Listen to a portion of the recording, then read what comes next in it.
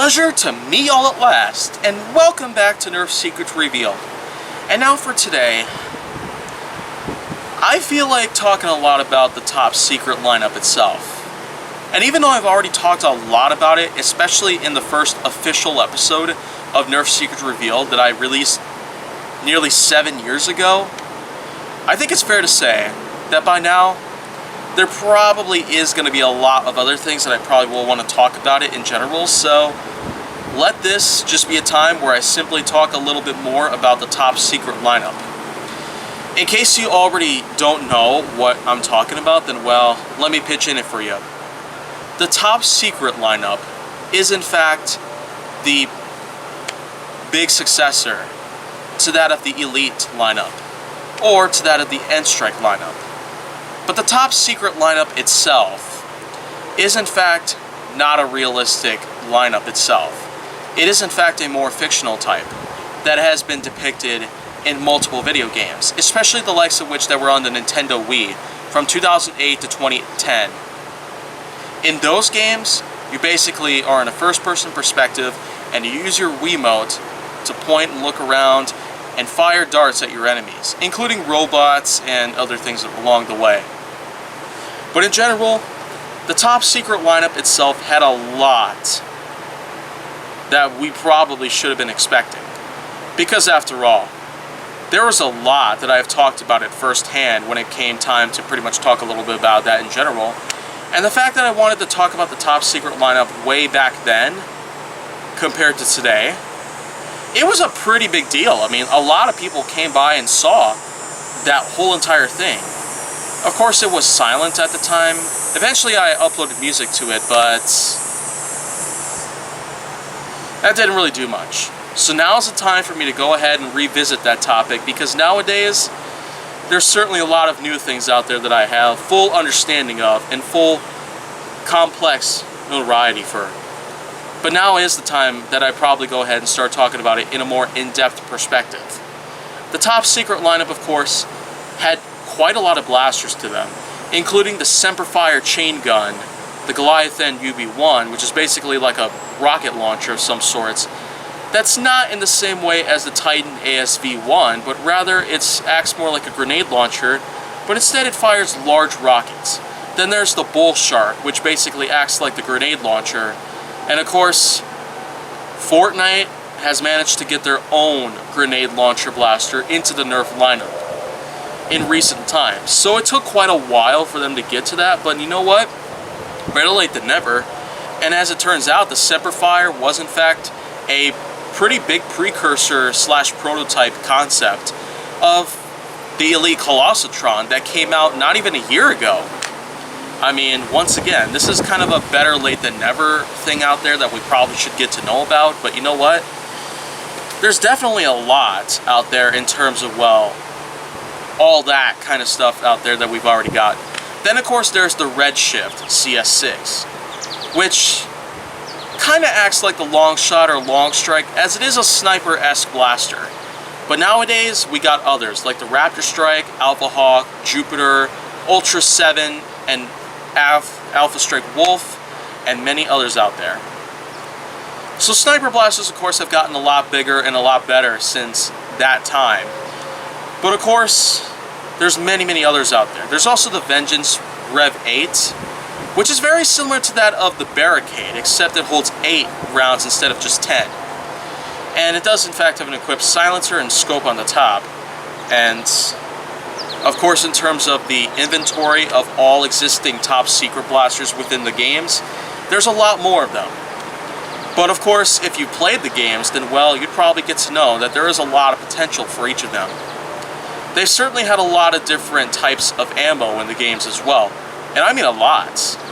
There was the classic Streamline, Whistler darts, but there was also the many others along the way, including the rockets, grenades, and dozens of different others that you could possibly choose from. And of course, the games themselves also allowed you to customize the blasters with different color presets and color schemes that you can draw on yourself. And the games, of course, were a lot of fun to play in general, especially if you had yourself the Red Reveal Scope, which of course came as an exclusive accessory to that of the original 2010 game. For the 2008 game, though, it was different.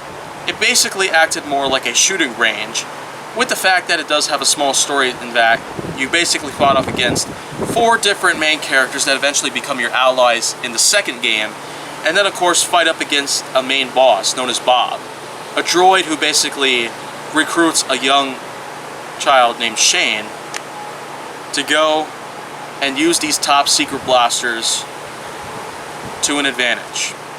A good advantage. Bob eventually turns on them all, and then they all have to fight this robot. But in the second game, Bob ends up making a return. So the 5 eventually go ahead and go on another adventure with the top secret blasters on them to be able to go up against Bob a second time. And then of course, it all goes down from there. And the stories themselves are pretty perplexing, but they work for their time, as they were Nintendo Wii games. And that console didn't really have too much going for it other than the proprietary usage of a controller as an interactive remote with a sensor attachment that you put on. Basically in front of the television or above the television, it didn't really matter. It worked in similar ways as the Super Nintendo Super Scope with a sensor attachment that it also had. But it is a more modern day equivalent compared to that.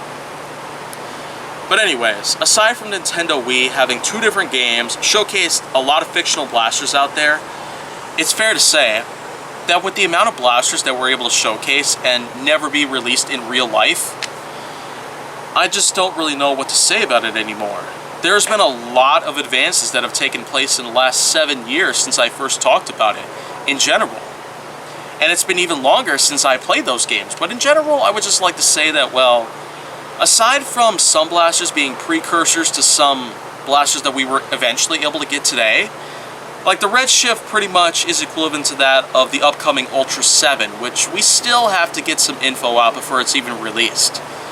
And as a matter of fact, the Semperfire is pretty much the precursor to the Colossatron minigun, and the Bull Shark is similar to that of, well, the Fortnite grenade launcher. Really don't want to reference to that. And then of course there's the Goliath UB1, which of course is very similar to that of the modern day equivalents of the Thunder Blast, the Crash Course attachment, which is simply put the stock attachment for the Novatron Modulus Blaster. And then of course there's the many others along the way, along with some real Nerf blasters in there, like the Recon, the Raid, and many others. So of course in general, the top secret lineup has definitely had a lot to do with when it comes to all the different types of things that we were able to get in today's current lineup. Many of these blasters acted like early concepts or prototypes to modern day equivalents that we have today, but who knows what else we could get. Maybe with the kinds of ammo that they got in there, there's a good chance they might have had ammo. Oh, but that kind of reminds me, they did make a lot of new different types of ammo. They've had the Mega darts, the AccuStrike darts, which are simply meant to be more accurate in terms of, well, when fired, they meant to go over more distances. And then of course there's the Ultra darts, the Flyer darts and the Screamer darts, which are part of the Ultra line themselves. So that's pretty much a big start after 2 different video games were released. Oh, but let's not forget about the customization. The different types of color schemes and paint schemes that you can apply to each blaster before you set out for anything else in the games gives you tons of different combinations. It kind of acts like a paint tool of some sorts. A painting app that pretty much works in ways to any of today's computer programs, but of course, that kind of thing out there was much more advanced today compared to way back in the day. 2008 and 2010, of course, they weren't necessarily the biggest times for technological advancements in terms of computer programming, of course, but many years later, we got ourselves some state-of-the-art technological advancements when it comes to gaming laptops, for example. And then, of course, there are the really high-tech, cutting-edge computer boxes, which do, in fact, offer crap tons of space. Terabytes upon terabytes of information can all be stored on that hard drive in those large boxes. And then, of course, there are the monitors. Lots of different innovations and many intuitions that have been put into play have all come together in the last 10 years. But of course we have to wait if we ever want to find out a lot more about what could happen next. And then of course there's the storyline, which is centered on the games themselves.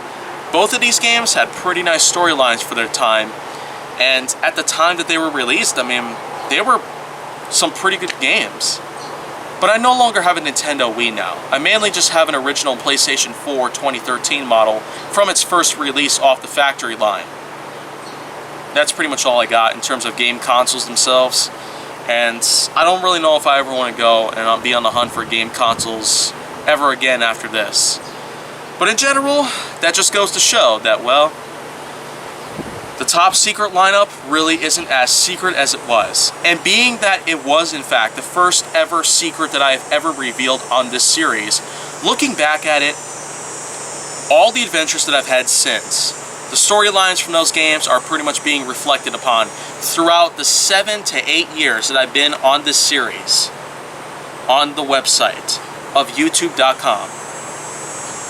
And eventually, there will be times in which that there will be expanded upon, and there might even be a chance in which that I might pick out all these seasons themselves and have them all sold off to people of all sorts who do in fact want to get to know about the series in general. So that's actually going to be something that I might trick later on. But you know what?